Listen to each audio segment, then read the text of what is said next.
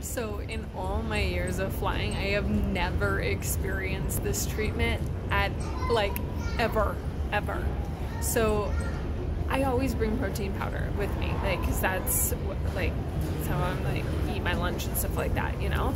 And I put it in little baggies, and I always take it out and put it in a separate little baskets to go through TSA. And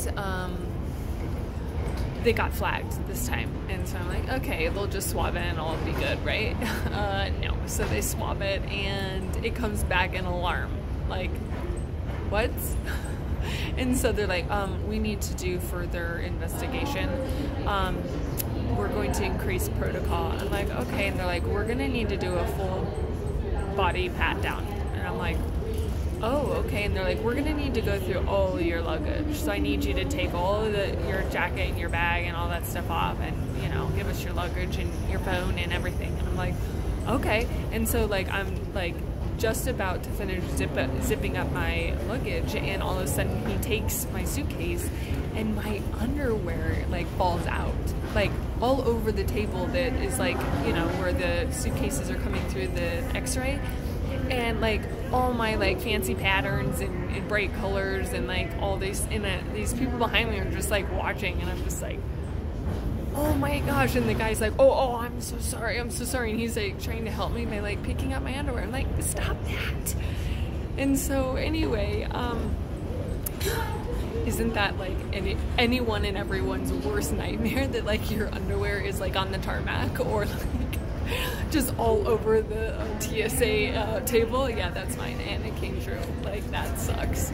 So anyway, he takes my stuff and they pull me aside, and they're like, you know, it was a lady, and she's like, do you want a private room? And I'm like,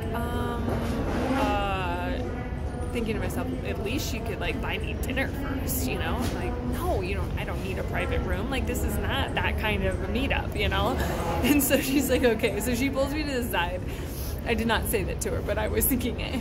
She pulls me to the side, and she starts like going in places that she shouldn't be in, and she's brushing over areas that would like make my husband blush, you know?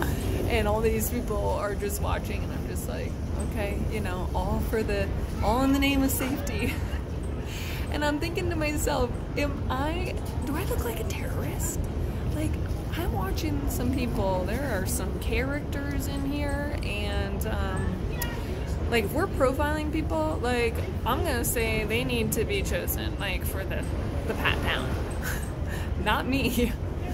But somehow I picked the golden ticket today, and maybe because TSA just needs to spice up their life a little bit, they needed to add some additional excitement, entertainment, maybe. And for that, if that's the case, well, I hope that I made you happy in there. So, off on my way. It's gonna be a good trip. Started out a little rocky. I came out unscathed. My pride a little bit bruised. I have a little bit more PTSD when I'm approaching TSA now, you know. It's always been a pinch point for me, because I'm like, oh my gosh, it's the wild card. Like, what are they gonna do? Like, who am I gonna get? Am I gonna get the grouch? Am I gonna get the nice guy? Like, oh my gosh, these people and the power that they have. Whew. Anyway, so about to board my flight, gonna have a great time going to South Carolina, going to visit my dad. So anyway, I know someone that's in South Carolina, so I don't know, maybe we can meet up. I'll message you.